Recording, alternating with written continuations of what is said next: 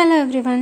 PCOD ഉള്ളവരോട് doctors മെയിനായിട്ട് പറയുന്നൊരു കാര്യമാണ് വെയിറ്റ് ലോസ് ചെയ്യാൻ വേണ്ടിയിട്ട്, അതുപോലെ തന്നെ വെയിറ്റ് മെയിൻറ്റെയിൻ ചെയ്യാൻ വേണ്ടിയിട്ട്. അപ്പോൾ എനിക്ക് PCOD വന്ന സമയത്ത് ഡോക്ടർ എൻ്റെ അടുത്ത് പറഞ്ഞിരുന്നത് ഒരു 10 kgs വെയിറ്റ് ലോസ് എടുക്കാൻ വേണ്ടിയിട്ടാണ്.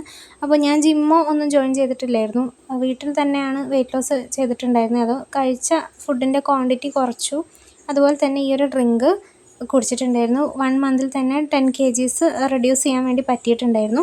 അപ്പോൾ ഈ ഒരു ഡ്രിങ്ക് എന്ന് പറയുന്നത് 1.5 ഗ്ലാസ് വെള്ളം എടുത്തിട്ടുണ്ട്, അതിനകത്തേക്ക് നല്ല ജീരകം, അതുപോലെ തന്നെ ഉലുവ, ഇത് രണ്ടും ഇടുക. പിന്നെ മഞ്ഞൾപ്പൊടി മാത്രമേ കിട്ടുള്ളൂ നിങ്ങൾക്കെങ്കിൽ ഒരു 1/4 സ്പൂൺ മഞ്ഞൾപ്പൊടി ഇടുക. എൻ്റെ വീട്ടിലിപ്പം സാധാ പച്ചമഞ്ഞളുണ്ട്, അപ്പോൾ അതുകൊണ്ട് നല്ല നാടൻ പച്ചമഞ്ഞൾ ചെറിയൊരു പീസ് ഇട്ടിട്ടുണ്ട്. ഒരു കഷ്ണം ഇഞ്ചി, പട്ട 1 അല്ലെങ്കിൽ 2 അതിൽ കൂടേണ്ട ആവശ്യമില്ല.